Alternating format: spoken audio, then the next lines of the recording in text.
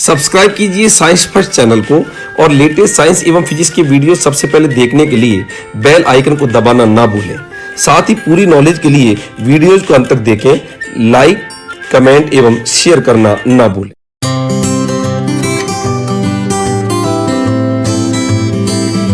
नमस्कार दोस्तों, स्वागत है आपका साइंस फर्स्ट चैनल के अंदर। दोस्तों, इस इंसान की एक फितरत होती है कि जो चीजें इस इंसान को नुकसान पहुंचाती है, धीरे धीरे इंसान उन चीजों को छोड़ देता है। लेकिन कुछ चीजें ऐसी भी होती है जो भले ही उसको नुकसान पहुंचा रही है और हमको पता भी होता है, लेकिन हम उसके बावजूद भी उसको आसानी से छोड़ नहीं पाते। आप कहोगे गुरुजी, ऐसी कौन सी चीज है जो भले ही हमको नुकसान पहुंचाए लेकिन उसके बावजूद भी हम उसका आसानी से साथ छोड़ नहीं पाते? और उन चीजों में एक चीज है और उसका नाम है प्लास्टिक। भले ही प्लास्टिक एक मददगार हाथ है, हमको सुबह से शाम तक बहुत सारी चीजों के अंदर यह काम में आता है और हमारी जिंदगी के अंदर यह हमको काम करने में आसानी प्रदान करता है। चाहे बिजली के स्विच हो, चाहे हम सामान लाने ले जाने के लिए पॉलीथीन या बैग का इस्तेमाल कर रहे हो, चाहे अपन बर्तन के हैंडल का काम कर रहे हो, न जाने कितने रूप के अंदर ये इस्तेमाल होता है। और दोस्तों, भले ही ये एक मददगार है, लेकिन के बावजूद ये पर्यावरण और पर्यावरण के साथ साथ मानव जाति के लिए नुकसानप्रद भी है। और दोस्तों, आज हम जो टॉपिक पढ़ रहे हैं उसका नाम भी प्लास्टिक है। यह एक महत्वपूर्ण टॉपिक है, रीट परीक्षा के अंदर सिलेबस में दिया हुआ है। आने वाली प्रतियोगी परीक्षा रीट के अंदर यह सिलेबस में दिया हुआ है, संभावित है इसमें से क्वेश्चन आने की। इसके अलावा सीटेट के अंदर भी इसमें से हमेशा क्वेश्चन पूछे गए हैं। तो एक महत्वपूर्ण टॉपिक है, कक्षा 8 के अंदर दिया हुआ है, कक्षा 12 के अंदर इसको दिया हुआ है। तो आप इस टॉपिक के अंदर जितना मैं समझाऊं, जितना मैं आपको बताने की कोशिश करूं, जितना मैं आपको यहां पर परोसूं चीजों को प्लास्टिक के बारे में, वो सब कुछ आपको जानना आवश्यक है। और उसके लिए आवश्यक है कि वीडियो को आप अंत तक देखें। यह अंत तक वीडियो को नहीं देखना, बार बार कहना, केवल यही आपको इंगित करता है कि हम पढ़ाई के अंदर पूरी तरह से अपने आप को स्थापित करें। सबसे पहले बात आती है कि आखिरकार प्लास्टिक होता क्या है। तो बहुत सिंपल सी बात है, हम देखते हैं कि तरह तरह की चीजें प्लास्टिक से बन जाती है, आसानी से बन जाती है। इसका मतलब कुछ पदार्थ ऐसे होते हैं जिनको जिस आकृति में ढालें वो उसी आकृति में बने रहते हैं। और ऐसे जो पदार्थ होते हैं, पदार्थों के इस गुण को तो बोलते हैं प्लास्टिसिटी, और ऐसे पदार्थ ही कहलाते हैं क्या? प्लास्टिक। तो प्लास्टिक की परिभाषा भी यही है, एक बार जिसको जैसे ढाल लें वो उसी रूप में बना रहे, ऐसे पदार्थ प्लास्टिक कहलाते हैं। और ये जो गुण होता है, इस गुण को अपन बोलते हैं प्लास्टिसिटी। तो यहां पर परिभाषा लिख रहा हूं मैं, कुछ पदार्थ ऐसे होते हैं। सब कुछ नोट्स आपको टेलीग्राम पर पीडीएफ फॉर्म के अंदर उपलब्ध होंगे, तो आप वहां से भी टेलीग्राम चैनल से आप लिंक होके और वहां से प्रॉपर आपको नोट्स मिलेंगे, तो आप वहां से भी देख सकते हैं। कुछ पदार्थ ऐसे होते हैं जो जिस सांचे में ढालें, कुछ पदार्थ ऐसे होते हैं जो जिस सांचे में ढालें उसी सांचे या रूप में बने रहते हैं। ऐसे पदार्थों को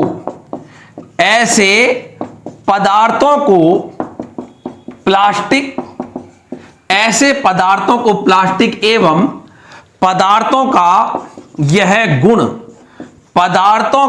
यह गुण प्लास्टिसिटी कहलाता है।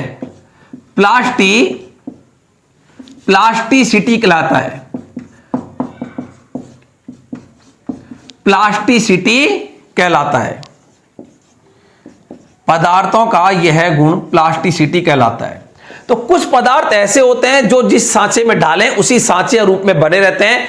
ऐसे पदार्थों को प्लास्टिक एवं पदार्थों का यह गुण क्या कहलाता है? प्लास्टिसिटी। इसीलिए तो प्लास्टिक के अंदर तरह तरह की चीजें बन जाती है आसानी से। आपको कोई भी चीज बनाने में वैसे भले ही दिक्कत आ रही हो, धातु को आपको मोड़ने तोड़ने में दिक्कत आती है, सांचे में ढालने में दिक्कत आती है, लेकिन ये तुरंत डल जाता है, इसलिए आसानी से बन जाता है। तो पदार्थों के इस गुण को प्लास्टिक कहते हैं। यह भी बहुलक है। आप कहोगे भी क्यों लगाया? क्योंकि इससे पहले मैंने आपको रेसे पढ़ाए थे और रेसे भी बहुलक होते हैं, तो यह भी बहुलक है। प्लास्टिक भी क्या है? एक बहुलक है। एक बार इसको जल्दी से उतारिएगा, जल्दी से उतार लें। तो यहां पर मैंने सबसे पहले प्लास्टिक की परिभाषा लिखी कि कुछ पदार्थ ऐसे होते हैं जो जिस सांचे में डालें उसी सांचे रूप में बने रहते हैं, ऐसे पदार्थों को प्लास्टिक कहते हैं। एवं पदार्थों का यह गुण प्लास्टिसिटी कहलाता है और ये भी बहुलक होते हैं। अच्छा, अगली बात, चूंकि बहुलक होते हैं इसका मतलब ये एक लक्ष्य से बनते हैं, क्योंकि मोनोमर बहुलक वाला टॉपिक मैंने पढ़ाया और बच्चे उसको लगातार पढ़ रहे हैं तो उनको पता भी होगा। लेकिन याद रखें, जो बच्चे पूरे वीडियोज को देखते हैं उनकी नॉलेज तो अपडेट है, और मैं आपको अच्छे से बता दूं ऐसे बच्चे कम होते हैं, इसलिए सिलेक्शन में भूमिका भी कम बच्चों की होती है। इसलिए कई बार होता है कि यार इतने से बच्चे लगे इतने से बच्चे, क्योंकि इतने से बच्चों ने ही काम किया। यदि आप भी काम कर देते तो आप भी उसी कड़ी के अंदर आते। इसलिए अच्छा काम करने की सोचें। जो बच्चे कम पढ़ते हैं, कम वीडियो देखते हैं, उनसे दूरी बनाएं। आप पूरे वीडियो को अच्छे से देखें। अच्छा, प्लास्टिक में इकाइयों की व्यवस्था, इकाइयों का मतलब ये एकलक जो होते हैं उनकी व्यवस्था एक जैसे नहीं होती। कुछ प्लास्टिक में इकाइयों की व्यवस्था रेखीय होती है, इस प्रकार से एक ही लाइन में, और कुछ में ये तिर्यक बंध आपके जुड़े रहते हैं। तो अगली बात मैं बता रहा हूं, प्लास्टिक में इकाइयों की व्यवस्था, इकाइयों की व्यवस्था, प्लास्टिक में इकाइयों की व्यवस्था एक जैसी नहीं होती है, एक जैसी नहीं होती है। कुछ में यह रेखीय होती है, क्योंकि सत्य और असत्य कथन के रूप में क्वेश्चन आ सकता है। ईच एंड एवरी लाइन आपके क्वेश्चन का निर्माण करती है, इसलिए हर लाइन पता होना चाहिए। इसलिए तो कहते हैं कि जो सफलतम बच्चे होते हैं, जो टॉपर होते हैं, वो हमेशा ये कहते हैं कि आप किताब की, विशेष तौर पर एनसीईआरटी बोर्ड की किताब की एक एक लाइन को पढ़ें। एक एक लाइन के पढ़ने का उद्देश्य क्या है कि कहीं से भी क्वेश्चन का क्रिएशन हो सकता है। प्लास्टिक में इकाइयों की व्यवस्था एक जैसे नहीं होती, कुछ में रेखिक होती है एवं कुछ में यह तिर्यक बंद होती है, एवं कुछ में यह तिर्यक बंद होती है। तिरछे एक दूसरे से अणु जुड़ते हैं, तिर्यक बंद होती है। तो यह प्लास्टिक में अगली बात कि प्लास्टिक में इकाई की व्यवस्था एक ही प्रकार की नहीं होती, कुछ में रेखी होती है और कुछ में ये तिर्यक बद्ध या इसको क्रॉस बद्ध भी कहते हैं। अच्छा, प्लास्टिक को किसी भी आकार में ढाल सकते हैं, मैंने बताया था इसकी परिभाषा में। प्लास्टिक को किसी भी आकार में, किसी भी आकार ऑब्लिक रूप में ढाला जा सकता है, रूप में ढाला जा सकता है, किसी भी रूप या आकार में डाल सकते हैं। अच्छा, इसके बाद में अगली जो बात आती है वो है प्लास्टिक के प्रकार, कि प्लास्टिक कितने प्रकार के होते हैं। तो ये महत्वपूर्ण टॉपिक है प्लास्टिक के अंदर, सामान्यतः इसमें से क्वेश्चन पड़ता है, इंपॉर्टेंट है ये, प्लास्टिक के प्रकार। अच्छा, तो उतारिएगा एक बार यहां तक आप, ताकि मैं इसको मिटा दूं, जल्दी से करो। प्लास्टिक के प्रकार, कि प्लास्टिक कितने प्रकार के होते हैं यहां पर अपन आएंगे। थोड़ा सा बड़ा टॉपिक है, टाइम लेगा ये।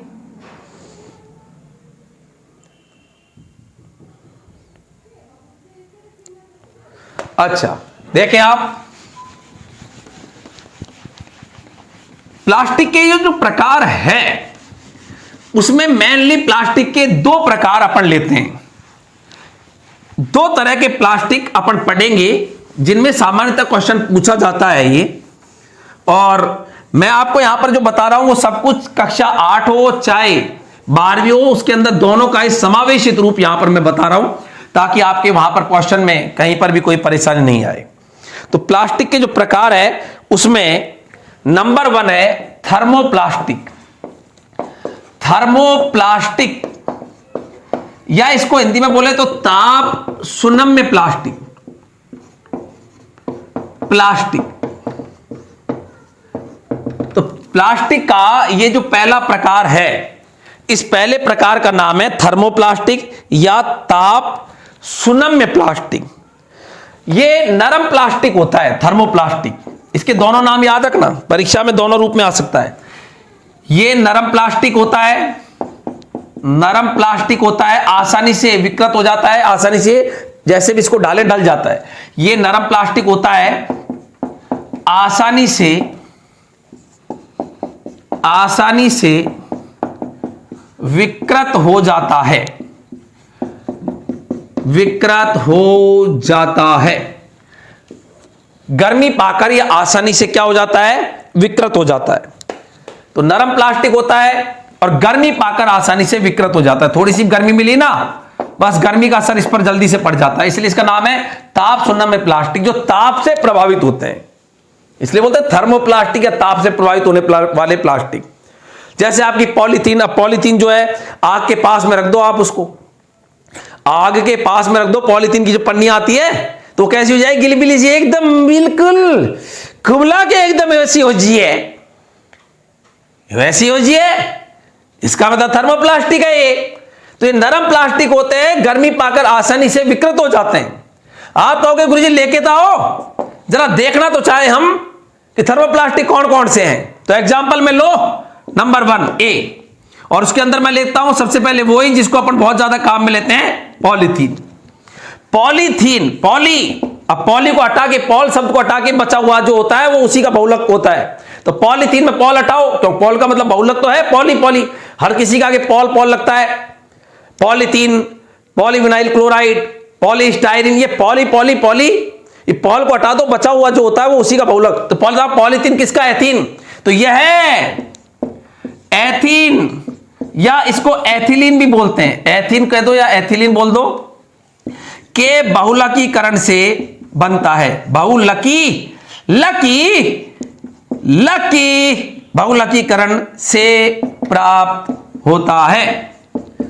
आप कहोगे गुरुजी पॉलीथीन जो है ये एथीन या एथिलीन के बहुलकीकरण से बनता है, और यहां पर इसको मैं बताऊं तो ethene CH2 double bond C, एथ का मतलब 2 और इन लग रहे हैं तो डबल बॉन्ड है, तो बहुलकीकरण से बनता ये तो है क्या, एथीन, एथीन या एथिलीन।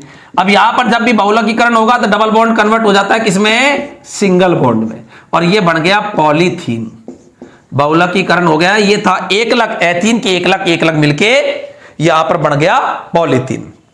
अच्छा, ये इंग्लैंड में बनाया गया था सबसे पहले, यह है इंग्लैंड में बनाया गया सबसे पहले। यदि कोई पूछे कहां बनाया गया, और वो है वहां पर इंग्लैंड में, नाया, नाया का मतलब बनाया गया। तो जल्दी से उतारे हैं, ये पॉलीथीन एथीन या एथिलीन के बहुलकीकरण से प्राप्त होता है, सर्वप्रथम इंग्लैंड में बनाया गया, और ये यहां पर इसकी अभिक्रिया है। अच्छा, जल्दी से उतारे तेज गति से। हमेशा एक कॉपी रखो साथ में, जब भी वीडियो देखें आप ईयरफोन लगा लें या स्पीकर पर लगा लें, साइलेंट दिमाग से देखें। परीक्षा नजदीक है, विशेष तौर पर ये प्रतियोगी परीक्षा रीट वाले बच्चों को कहना चाहूंगा कि जनवरी चल रही है, फरवरी को बोलते हैं फरवरी फुर, फरवरी फुर, और मार्च आते ही दबाव आ जाएगा क्योंकि अप्रैल में परीक्षा का माहौल। तो आप सोचिएगा कि टाइम अपने पास बहुत बहुत कम, इसलिए आप चीज को एक बार में ही कंप्लीट और ढंग से करने की कोशिश करें। अच्छा, ये 2 प्रकार के होते हैं। ये पॉलीथीन चल रहा है, ध्यान रखना, थर्मोप्लास्टिक में ए चल रहा था अपना, मैं वापस हेडिंग डाल देता हूं जो यहां पर डला हुआ था, और अपना चल रहा था क्या, पॉलीथीन। ये पॉलीथीन में मैंने आपको इतना यहां तक समझा दिया, उसी के आगे कंटिन्यू कर रहा हूं।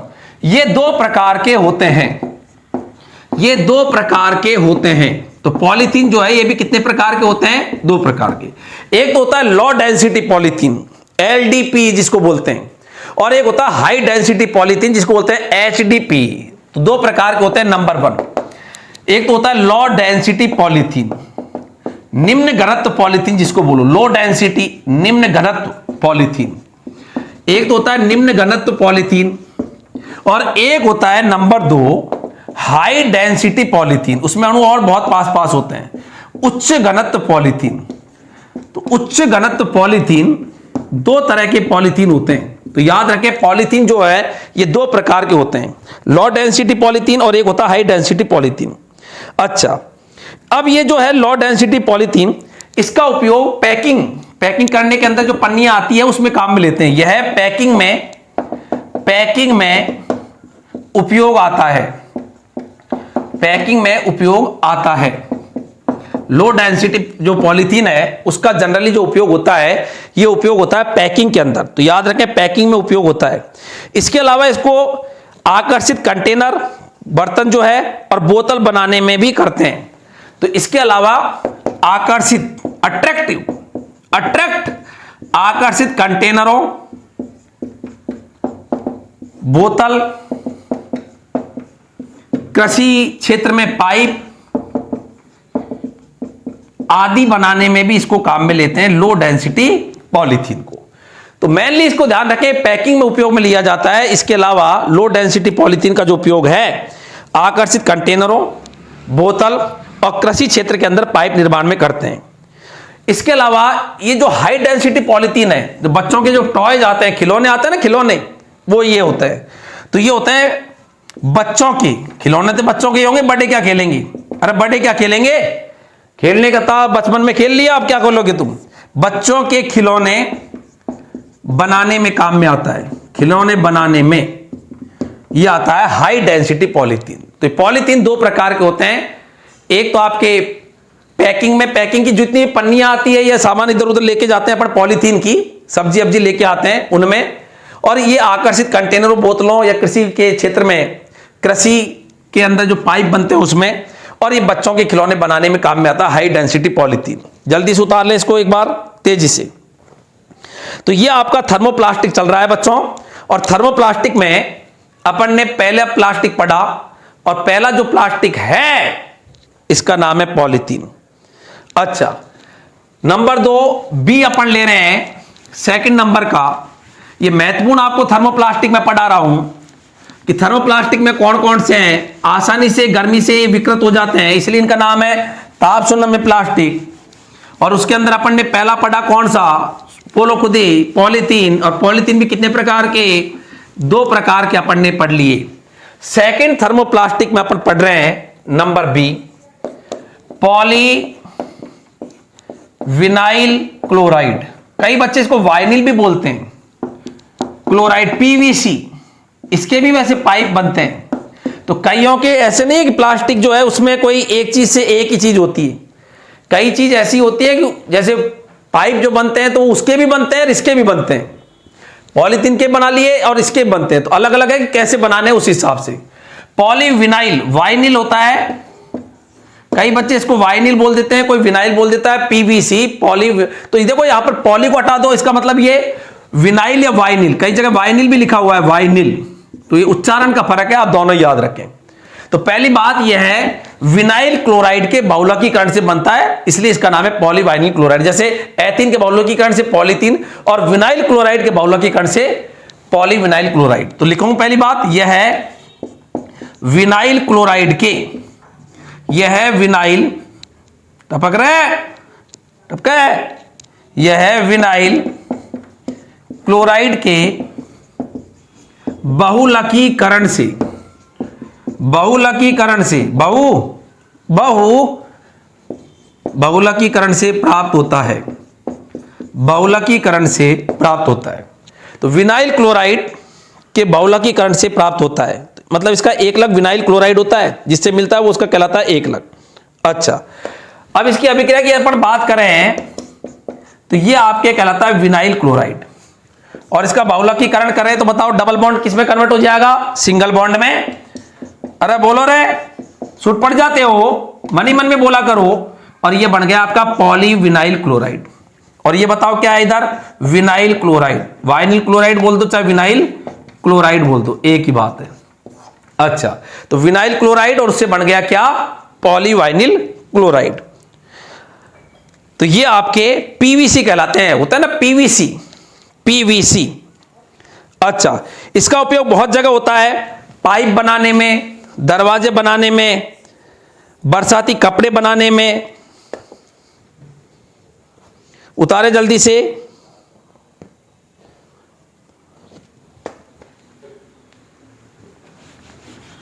देखें आप इसका उपयोग, पॉलीविनाइल क्लोराइड पीवीसी का उपयोग। तो बताओ इसका उपयोग, इसका उपयोग पीवीसी के दरवाजे बनते हैं, दरवाजे बनते हैं किसके? पीवीसी के। इसके अलावा ये जो अपने तार होता है ना, इलेक्ट्रिक वायर, ये तार, इसका जो कवर होता है ये, तो बिजली के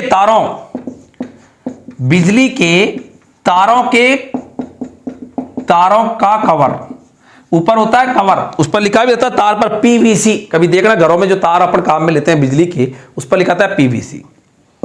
तो इसका उपयोग दरवाजे, बिजली के तारों का कवर, काफी महत्वपूर्ण, पीवीसी का बना होता है बिजली के। बरसाती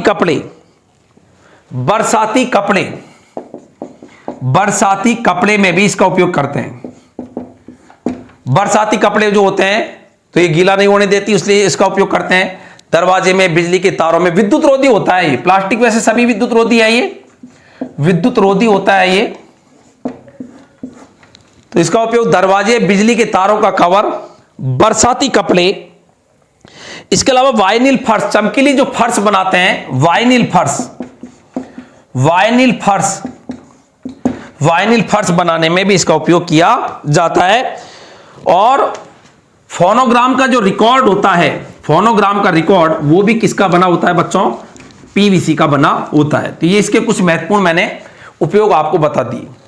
तो पीवीसी बोलते हैं इसको पॉली वाइनिल क्लोराइड, महत्वपूर्ण है ये। तो जो तो आपके तार होते हैं उसका जो आवरण होता है पीवीसी का बना होता है।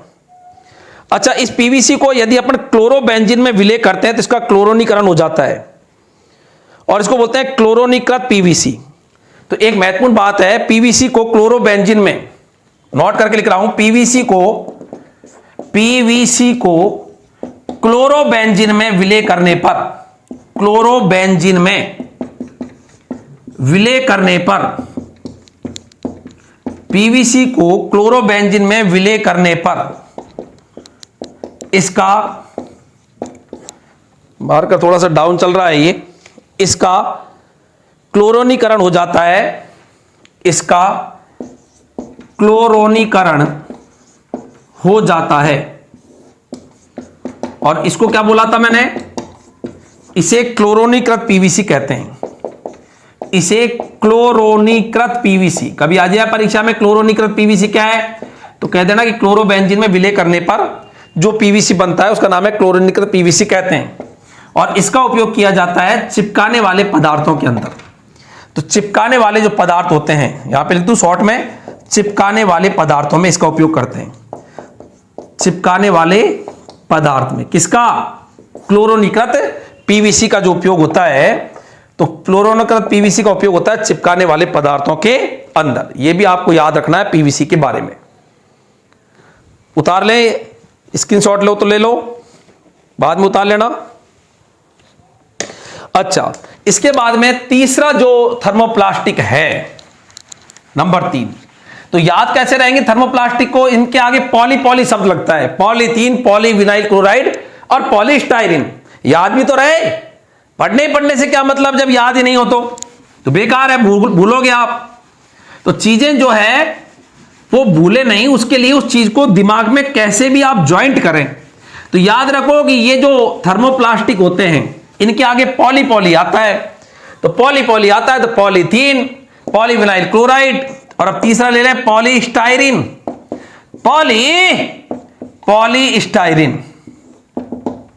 पॉलीस्टाइरीन। ये आपके तीसरा थर्मोप्लास्टिक है, पॉलीस्टाइरीन। विनाइल बेंजीन या फिनाइल एथिन के बहुलकीकरण से मिलता है। तो यहां पर पहली बात यह है, विनाइल बेंजीन या फेनिल, जिसको आप फिनाइल बोल देते हो, फिनाइल, एथिलीन के बहुलकीकरण से प्राप्त होता है। या तो विनाइल बेंजीन आएगा परीक्षा में या फेनिल एथिलीन के बहुलकीकरण से प्राप्त होता है। तो पहली बात तो ये याद रखें कि पॉलीस्टाइरिन जो है ये स्टाइरिन का बहुलकीकरण है। स्टाइरिन क्या है? विनाइल बेंजीन या फेनिल एथिलीन, और उसका बहुलकीकरण से पॉलीस्टाइरिन बनता है। तो फिनाइल एथिलीन, एथिलीन क्या हो चाहे एथिन का हो, एक ही बात है। एथिलीन को ही अपन एथिन भी कहते हैं, एथिलीन कह दो चाहे एथिन कह दो, एक ही बात है। तो यह है विनाइल बेंजीन या फेनिल एथिलीन या एथिन के बहुलकीकरण से मिलता है। और इसका जो उपयोग किया जाता है ये आपके टीवी रेडियो के कैबिनेट बनाने में, बोतलों के ढक्कन बनाने में और रेफ्रिजरेटर के भागों को। आपने कभी देखे कि टीवी जो है या रेडियो जो है उनके खोखे, जैसे टीवी जो है, अब टीवी जो है वो जिस कवच के अंदर बैठी है, मतलब टीवी का जो पूरा सर्किट है जिस कवच में होता है उसका खोखा, टीवी का खोखा, रेडियो का खोखा, या आपके रेफ्रिजरेटर की जो ट्रे होती है, रेफ्रिजरेटर के अंदर जो रैक होती है, अर्थात रेफ्रिजरेटर के अंदर के जो भाग होते हैं वो सब बनाते हैं किससे? पॉलीस्टाइरिन से। या आपने देखा होगा बोतलों के जो ढक्कन होते हैं, बोतल होती है उनके ढक्कन वो बनते हैं किससे? पॉलीस्टाइरिन से। तो इसका उपयोग मैं बता रहा हूं पॉलीस्टाइरिन का टीवी रेडियो, ऐसे कोई भी इलेक्ट्रॉनिक आइटम हो सकता है, जस्ट एज एग्जांपल है टीवी रेडियो के कैबिनेट बनाने में।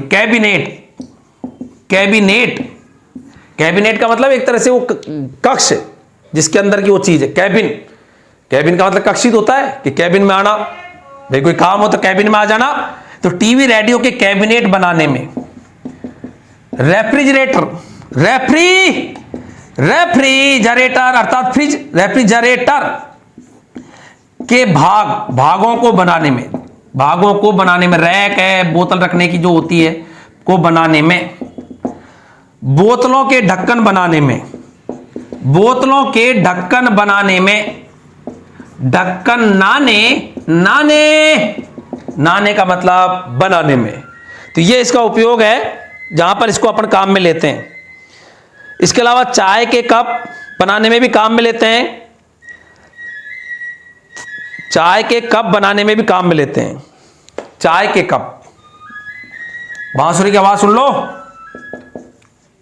बीच में आया कोई बाहर बांसुरी की आवाज आई। चाय के कप बनाने में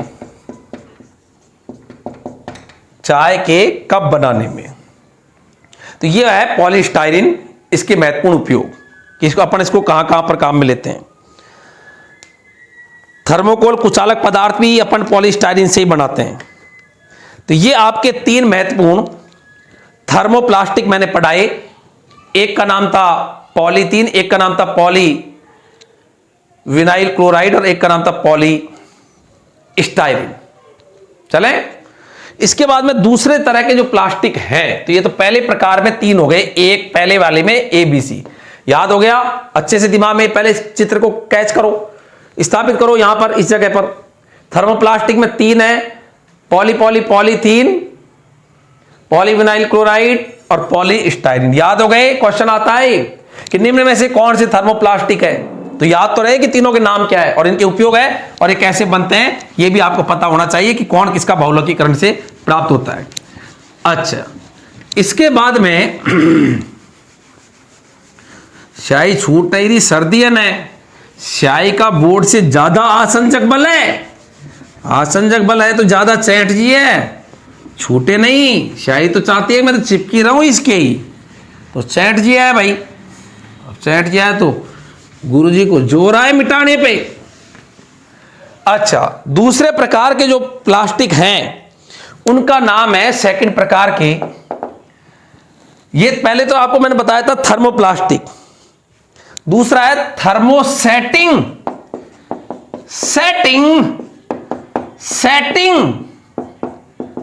थर्मोसेटिंग या ताप दृढ़ प्लास्टिक। ये सेटिंग शब्द कभी सुना होगा आपने, अब कहां सुना है, कहां इस्तेमाल करते हुए तो पता नहीं है, लेकिन सुना जरूर होगा सेटिंग। अब सेटिंग है कि थर्मोसेटिंग। कई बार नहीं होता कि भाई उसकी तो उससे सेटिंग है, अब सेटिंग हो गई तो माँ बाप भले कुछ भी कहते रहे कि भाई नहीं तुझको वहां पर शादी ब्याह नहीं करना है, लेकिन वो कहता है नहीं मेरी तो सेटिंग है, दृढ़ हो गया वो तो कि मैं तो यहीं पर करूंगा तो नहीं तो करूंगा ही नहीं। तो इसलिए इसका नाम है दृढ़।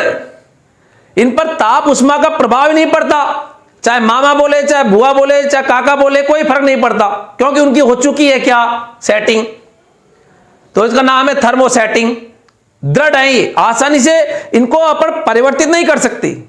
कितने भी चाहे उनको गुस्सा दिलाओ, कितने भी प्यार से समझाओ, ताप है उनको चाहे उबालने की कोशिश करो, उबालने मतलब गुस्सा दिला के भी उनको यदि अपन चाहें कि ये अपने वापस पुराने रूप में आ जाए, नहीं आते हैं, क्योंकि हो चुकी है उनकी, और नाम है उसका क्या, सेटिंग।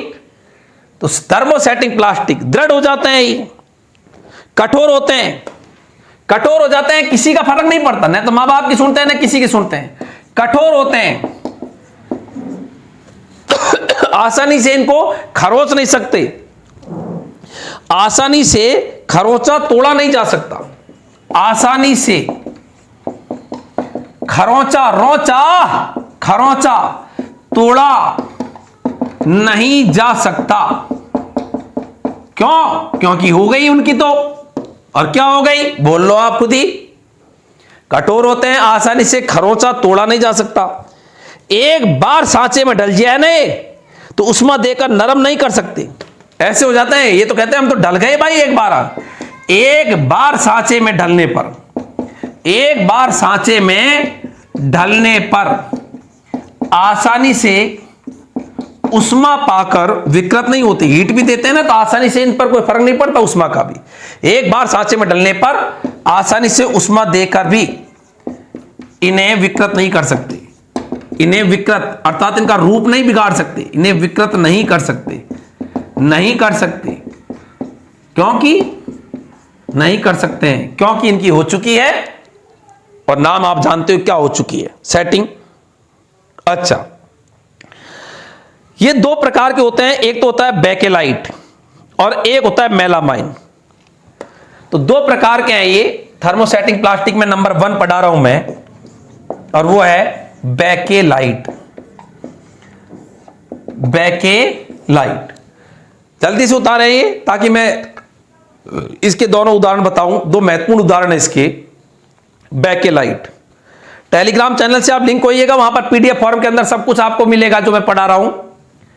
यहां पर आप समझ लीजिएगा, वहां पर आपको तुरंत आपको जैसे देखा आपका काम हो गया। पढ़ाई के लिए चूंकि ये वर्तमान में जरिया ही यही है, और ये जरिया ऐसा है जिसके कारण हमको इस प्रकार की टेक्नोलॉजी से पढ़ाई करनी पड़ रही है। अच्छा, ये जो बेकेलाइट है ये फिनॉल और फॉर्मेल्डिहाइड, याद रहे फिनॉल और फॉर्मेल्डिहाइड के बहुलकीकरण से मिलता है।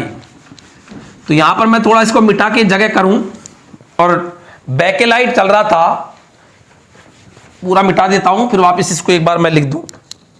सेकंड प्रकार का प्लास्टिक था, क्या था बोलो वापस, थर्मो बोलो सेटिंग।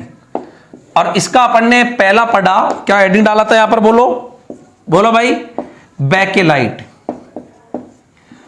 फिनॉल एवं फॉर्मेल्डिहाइड। याद रहेगा, फिनॉल एवं फॉर्मेल्डिहाइड के बहुलकीकरण से मिलता है, के बहुलकीकरण से। ये क्वेश्चन आते हैं, ध्यान रखना कि किससे मिलेगा, के बहुलकीकरण से प्राप्त होता है। के बहुलकीकरण से प्राप्त होता है बेकेलाइट, फिनॉल और फॉर्मेल्डिहाइड के बहुलकीकरण से प्राप्त होता है। और दूसरा जो होता है उसका नाम है मेलामाइन, यहीं पे लिख दूं मैं, मेलामाइन। तो इसके दो महत्वपूर्ण उदाहरण है, बेकेलाइट और मेलामाइन। तो नाम ही देखो, उनमें तो पॉली लग रहा था, जैसे पॉलीथीन है, पॉलीवाइलिन क्लोराइड है, पॉलीस्टाइरीन है, और इसमें दो एग्जांपल याद रखो, बेकेलाइट और मेलामाइन। अब बेकेलाइट जो है ना, बेकेलाइट उपयोग की बात करें तो वैसे क्या है, बिजली, वैसे बिजली और वैसे बेकेलाइट, तो उपयोग होते हैं बिजली के स्विच बनाने में।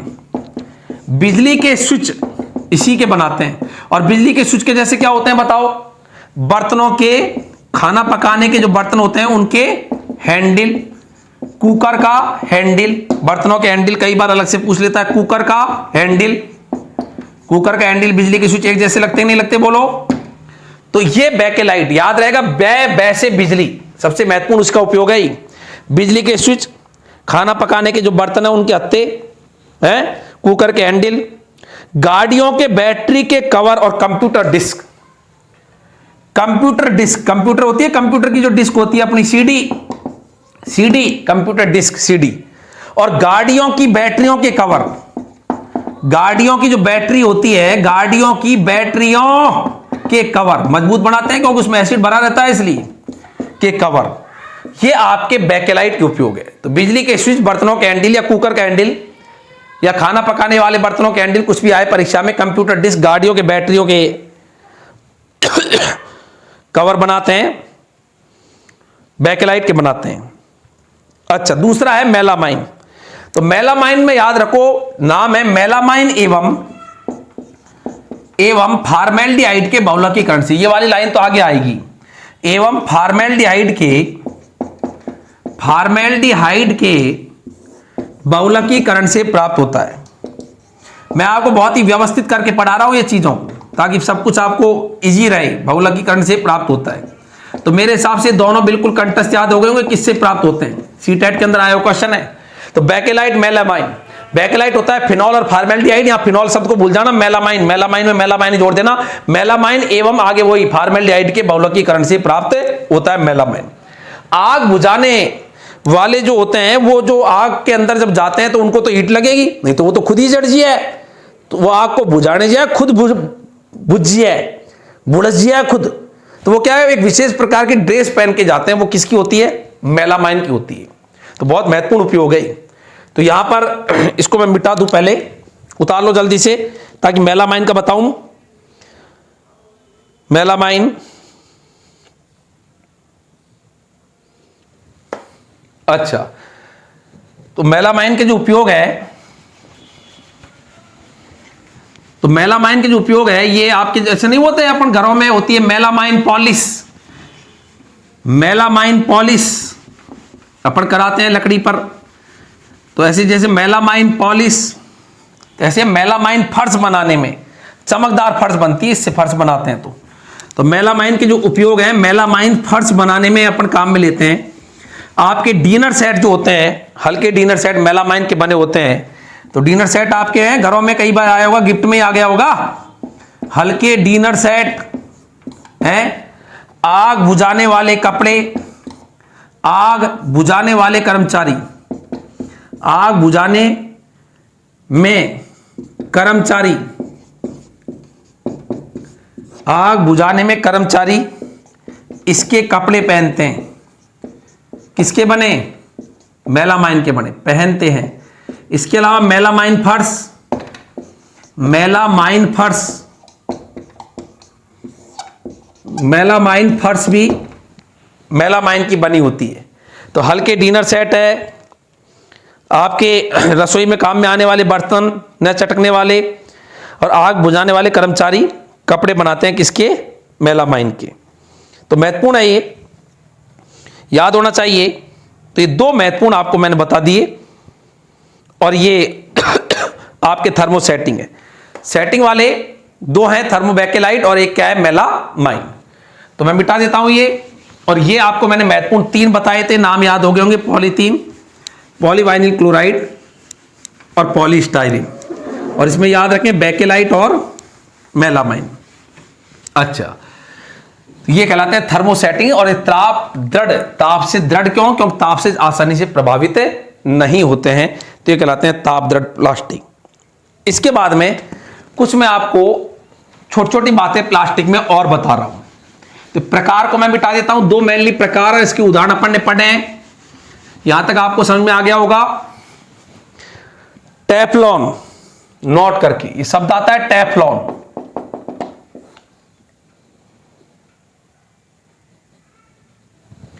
टेफ्लॉन विशेष प्रकार का प्लास्टिक, विशेष प्रकार का प्लास्टिक, अलग से लिख रहा हूं इसको मैं थर्मोसेटिंग के बाद में। विशेष प्रकार का प्लास्टिक होता है नाम इसका है टेफ्लॉन। इस पर तेल एवं जल नहीं चिपकता, इस पर तेल एवं जल नहीं पकता, नहीं चिपकता है। विशेष प्रकार का प्लास्टिक है टेफ्लॉन, तेल और जल नहीं चिपकता है। फ्लोरीन युक्त पॉलीमर है, फ्लोरीन युक्त पॉलीमर, फ्लोरीन युक्त पॉलीमर। तो लिखूं मैं, यह फ्लोरीन,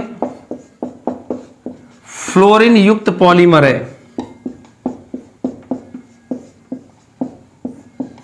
तो टेफ्लॉन जो है ये बोलते हैं फ्लोरीन युक्त पॉलीमर, याद रखना। इसका रासायनिक नाम है पॉलीटेट्राफ्लोरोएथिलीन। रासायनिक नाम है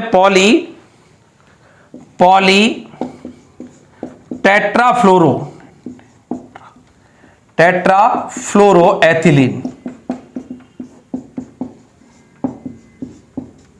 ये इसका रासायनिक नाम है। तो रासायनिक नाम याद रखें, पॉलीटेट्राफ्लोरोएथिलीन, CF2CF2।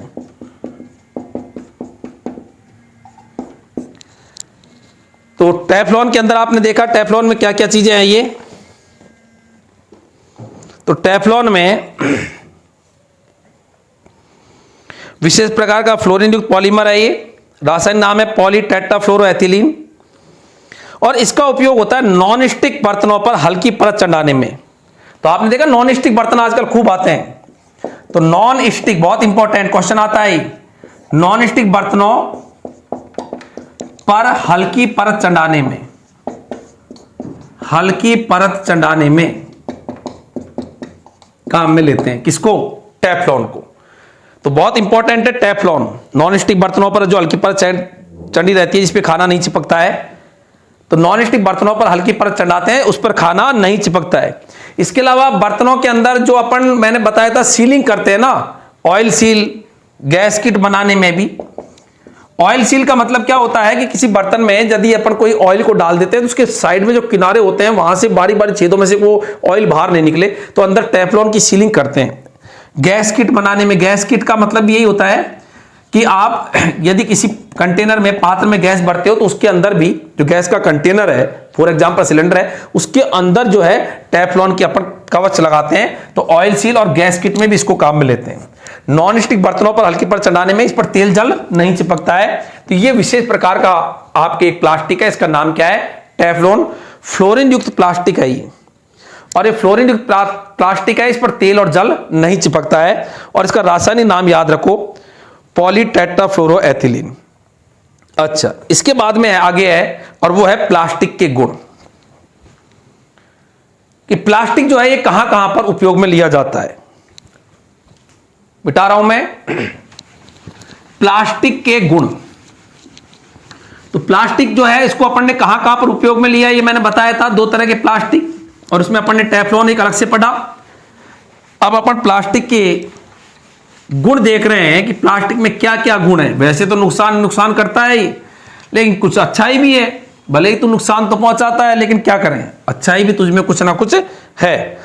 अच्छाई क्या है? ये हल्का होता है, सस्ता होता है, जलवायु से क्रिया नहीं करता, जंग नहीं लगती। तो प्लास्टिक के गुण, प्लास्टिक के गुण। अब गुण क्या है अपन काम में लेते हैं, खुद ही सोचो। प्लास्टिक क्या होता है? हल्का, और क्या होता है? सस्ता, जलवायु से क्रिया नहीं करता, जल व वायु से क्रिया नहीं करता। और क्या गुण है इसमें, खुद सोचो। प्लास्टिक के कौन से गुण है, कौन से गुण नहीं? सत्य और असत्य कथन के अंदर क्वेश्चन आ जाए। जंग नहीं लगती, जंग के लिए आपको जल और वायु दोनों चाहिए, जंग के लिए आवश्यक है। जंग नहीं लगती है, याद रखना। जंग में केवल वायु से भी नहीं लगती, जल से भी नहीं लगती, दोनों चीज होनी चाहिए। जंग नहीं लगती, जंग नहीं लगती है। लंबे समय तक टिकाऊ है। अब जंग फंग नहीं लगे तो टिकाऊ भी रहता है, टिकाऊ होता है प्लास्टिक। तो ये प्लास्टिक के हल्का होता है, सस्ता होता है, जलवायु से क्रिया नहीं करता, जंग नहीं लगती, टिकाऊ होता है। और विद्युत और इसका उष्मा का, विद्युत का कुचालक होता है, करंट नहीं आता, विद्युत का कुचालक। और कुछ प्लास्टिक तो मैंने बताए थे उच्च उष्मा को भी सहन करते हैं, जैसे थर्मोसेटिंग प्लास्टिक। उष्मा को भी आसानी से सहन कर जाते हैं, जैसे बिजली के स्विच जल्दी से गर्म नहीं होते हैं। तो ये सब प्लास्टिक के क्या कहलाते हैं? गुण कहलाते हैं। तो ये प्लास्टिक के गुण भी आपको पता होना चाहिए। अच्छा, इसके बाद में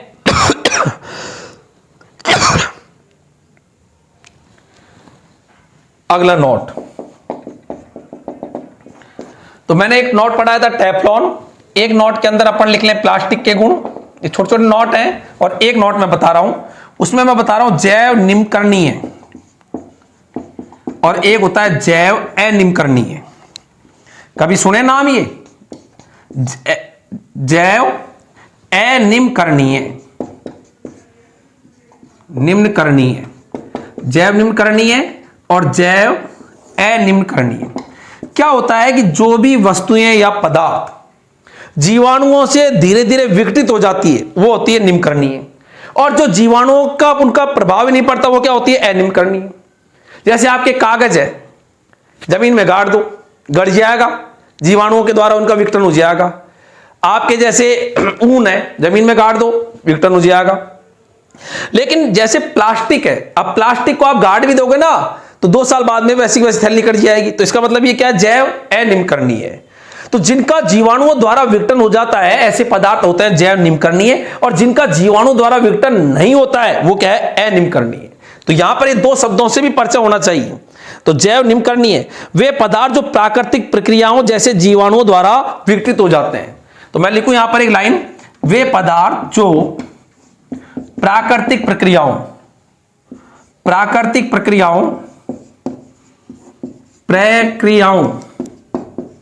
उसमें भी जीवाणु जैसे बैक्टीरिया जीवाणुओं द्वारा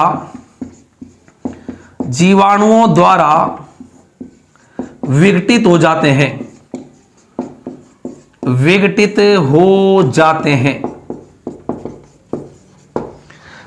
और ये जो है ये प्राकृतिक प्रक्रियाओं जैसे जीवाणु द्वारा विघटित नहीं होते हैं। मैं यहीं पे शॉर्ट में लिख दूं, नहीं होते हैं, इसका उल्टा कर देना, नहीं होते हैं। इसका उदाहरण है जैसे कागज है, लकड़ी है, ऊन है, ये सब क्या है? जैव निम्नकरणीय है। ये लकड़ी है, ऊन है, कागज है, सब्जी फल है, कपड़ा है, सब्जी को गाड़ दो गड़ है, सब्जी फल कपड़ा, ये सब के सब क्या होते हैं? बोलो, ऊनी वस्त्र या ऊन, ये सब निम्नकरणीय है। और जैव अनिम्नकरणीय क्या होते हैं? जो प्राकृतिक प्रक्रियाओं द्वारा सरलता से विघटित नहीं होते।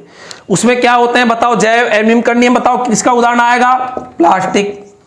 इसके अलावा धातु का भी जीवाणु द्वारा विघटन नहीं होता। हाँ, धातु के अंदर जंग लगने से जरूर वो नुकसान पहुंचता है, लेकिन वैसे वो जीवाणु द्वारा विघटित नहीं होता, इसलिए ये भी किसमें आएगा? अनिम्नकरणीय में। और प्लास्टिक भी क्या है? अनिम्नकरणीय।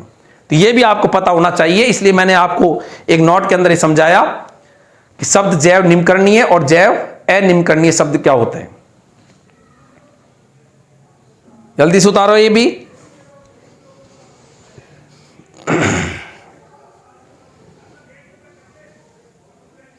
अच्छा, अब प्लास्टिक के दोष क्या है? अगला नोट, छोटे छोटे नोट चल रहे हैं। ये नोट में अपन ने टेफ्लॉन का पढ़ा, एक दूसरे नोट में प्लास्टिक के गुण पढ़े, तीसरे नोट के अंदर अपन ने 2 शब्दों को समझे, एक है जैव निम्नकरणीय और एक शब्द अपन ने समझा जैव अनिम्नकरणीय। अब प्लास्टिक के दोष क्या हैं? अब दोष तो दो ही हैं, एक तो नष्ट नहीं होता और एक पर्यावरण को नुकसान पहुंचाता है। दोष तो इसके 2 ही हैं बड़े। तो आगे मैं नोट में लिखूं प्लास्टिक के दोष। तो अगला नोट प्लास्टिक के दोष, प्लास्टिक के दोष। अब दोष में क्या है? एक तो जैव अनिम्नकरणीय है और एक पर्यावरण प्रदूषण का कारण बनता है। ये पर्यावरण प्रदूषण का कारण है, पर्यावरण प्रदूषण का कारण है। इसलिए प्लास्टिक जो है ये नुकसान पहुंचाता है। तो कहते हैं ना, प्लास्टिक हटाओ जीवन बचाओ, धरती को स्वच्छ बनाओ। प्लास्टिक हटाओ जीवन बचाओ और धरती को स्वच्छ बनाओ। तो पर्यावरण प्रदूषण, प्लास्टिक के दोष। अच्छा, अतः अब ये जो नुकसान पहुंचाता है अतः 4R सिद्धांत का पालन होना चाहिए। 4R सिद्धांत का पालन होना चाहिए। क्या होता है 4R सिद्धांत? का पालन करना चाहिए। क्या है 4R सिद्धांत? मतलब 4 शब्द जो मैं लिख रहा हूं वो RR से है। तो RR से जो अपन को है रिड्यूस, रीयूज, रिसाइकल और रिकवर। बताओ चारों में RR आ रहा कि नहीं आ रहा? तो प्लास्टिक जो है उसमें अपन को 4 चीजें, प्लास्टिक को काम में भले ही लो लेकिन 4 चीजों का पालन करो। रिड्यूस, पहला मैंने बोला रिड्यूस। रिड्यूस का मतलब कम काम में लो, प्रयास करो कि प्लास्टिक को काम में ले लेकिन कम काम में लो। तो कम उपयोग में लें, रिड्यूस कम करें, कम काम में लें,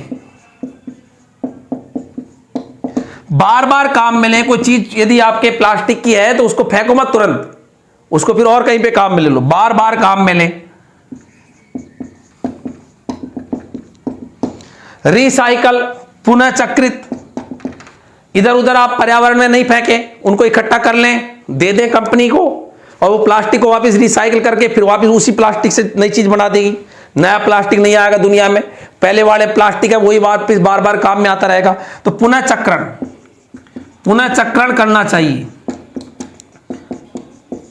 रिकवर, रिकवर जो होता है इसका मतलब ये होता है रिकवर,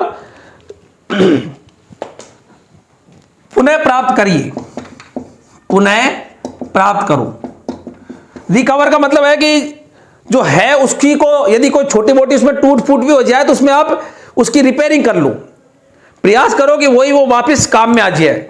अपन नए चीज की जगह उस चीज को काम में ले, क्यों नई चीज लोगे, यदि ज्यादा आपकी डिमांड बढ़ेगी तो फिर प्लास्टिक ज्यादा बनाने लग जाएंगे तो दुनिया में और ज्यादा प्लास्टिक बढ़ जाएगा। इसलिए प्लास्टिक में 4R, ये क्वेश्चन आता है, प्लास्टिक में 4R सिद्धांत के 4R का तात्पर्य है reduce, reuse, recycle and recover. कम काम में लो, बार बार काम में लो, पुनः चक्रण करना चाहिए, रिसाइकल, और रिकवर का मतलब पुनः प्राप्त करो। तो ये 4R सिद्धांत है, तो ये भी आपको पता होना चाहिए।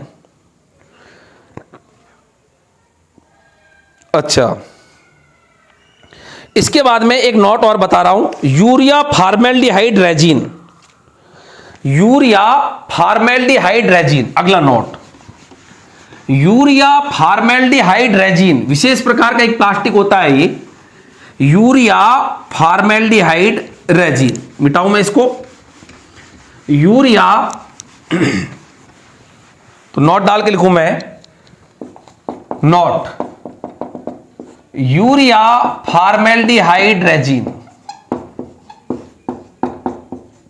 डिहाइड रेजिन। ये जो प्लास्टिक है इसका उपयोग होता है लैमिनेशन शीट। क्या होता है लैमिनेशन शीट? आप डॉक्यूमेंट्स है, मार्कशीट आती है तो उसकी लैमिनेशन कराते नहीं कराते? लैमिनेशन शीट में उपयोग आता है ये, इसका उपयोग पूछा हुआ है एक बार।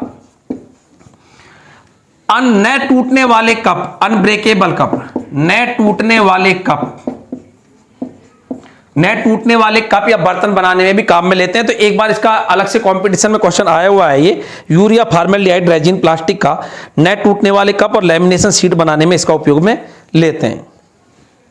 अब मैं आपको एक क्वेश्चन दे रहा हूं और ये जो क्वेश्चन है इसका आंसर आप कमेंट बॉक्स के अंदर जाके और वहां पर आप दीजिएगा। मैं देखूंगा कितने सारे बच्चे इसका आंसर दे रहे हैं। हर क्वेश्चन का मैं वहां पर रिप्लाई भी देता हूं, लेकिन बच्चे पूरा देखते ही नहीं है, तो जो वीडियो कोई नहीं देखेगा वो क्या कमेंट बॉक्स में आंसर देगा भाई? उसने तो पढ़ाई नहीं, वो तो बावड़ा सा रहता है, डेली दिन निकाल रहा है, वो तो अपना दिनों को निकाल रहा है कि दिन निकट जिया है। उससे क्या होगा? दिन निकलने से क्या मिलेगा तुम्हें? क्वेश्चन है यहां पर पहला, 2 क्वेश्चन दे रहा हूं। थर्मोसेटिंग प्लास्टिक का उदाहरण है, मैंने पढ़ाया इतना। थर्मोसेटिंग प्लास्टिक का उदाहरण है, का उदाहरण है। 4 ऑप्शन में दे रहा हूं, ABCD के रूप में लिखना इजी रहता है। यहां लिख देता हूं A, B, C, और डी। आपको मैं 2 क्वेश्चन दे रहा हूं बच्चों, और दोनों क्वेश्चंस के आंसर आपको कैसे देने हैं, पहले ये जो पहला क्वेश्चन है उसका बताना एबीसीडी में ये, फिर कॉमा, फिर दूसरे का आंसर, ऐसे आपको बताना है। जिससे क्या है कि मुझको भी लगे कि यार वास्तव में बच्चे जो है वो एक्टिव हैं, सुस्त पुस्त नहीं है, औरों से कुछ अलग अपन काम कर रहे हैं। तो यहां पर थर्मोसेटिंग प्लास्टिक का उदाहरण है, 4 ऑप्शन मैं आपको बताने की कोशिश कर रहा हूं, आप बताना। पॉलीथीन, पीवीसी, मेलामाइन और पैट, पीईटी। क्वेश्चन नंबर दूसरा, तो पहला क्वेश्चन है थर्मोसेटिंग प्लास्टिक का उदाहरण है, ऑप्शन वापस बोले, polythene, melamine, PVC and PAT. PAT का मतलब फुल फॉर्म मैंने पढ़ाया था, पॉली एथिलीन टेरिफ्लेट, पैट। दूसरा क्वेश्चन, रसोई के बर्तनों के हैंडल बनाने में, रसोई रसोई के बर्तनों के हैंडल बनाने में, रसोई के बर्तनों के हैंडल बनाने में सबसे उपयुक्त है, सबसे अच्छा क्या है, सबसे उपयुक्त है कौन सी चीज, यहां पर 4 ऑप्शनों में कौन सा सबसे ज्यादा सूटेबल है, एबीसीडी लिखूं, A B C and D, 4 option कि रसोई के बर्तनों के हैंडल बनाने में सबसे ज्यादा उपयुक्त पदार्थ कौन सा है। Polythene, PVC, polythene, PVC, nylon, bakelite,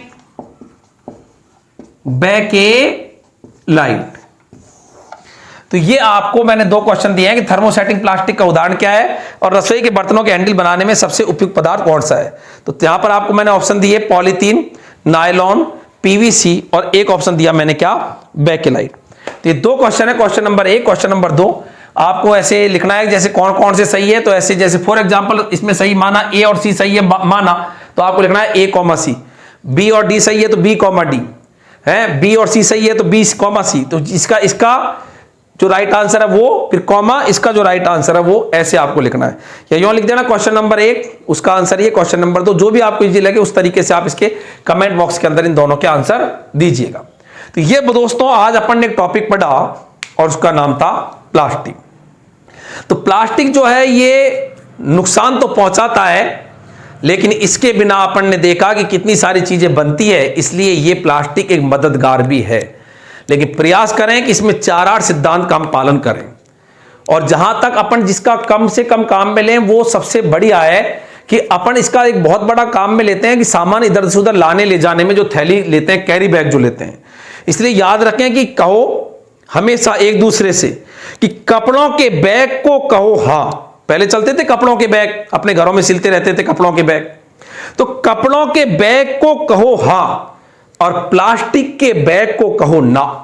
इतना तो बोलो कम से कम कि कपड़ों के बैग को कहो हां, कि कपड़ों के बैग ही काम में ले, ताकि इतना सारा प्लास्टिक तो कम यूज में हो, कि कपड़ों के बैग को कहे हां और प्लास्टिक के बैग को कहे ना। तो ये एक टॉपिक था प्लास्टिक, एक महत्वपूर्ण टॉपिक। रीट जैसी प्रतियोगी परीक्षाओं के अंदर सिलेबस में दिया हुआ संभावित सवाल इसमें से बनता है। सीटेट के अंदर भी यहां इसमें से क्वेश्चन कई बार पूछे गए हैं। बोर्ड की एनटीएससी एसटीएससी परीक्षा में भी इसमें से क्वेश्चन आते हैं। कक्षा 8 और 12वीं के अंदर इस टॉपिक को दिया हुआ है। आप अच्छे से इस टॉपिक को मैंने जितना पढ़ाया उतना आपने पढ़ लिया होगा। आगे फिर एक टॉपिक के साथ आपसे मुलाकात होगी। धन्यवाद। जय हिंद, जय भारत।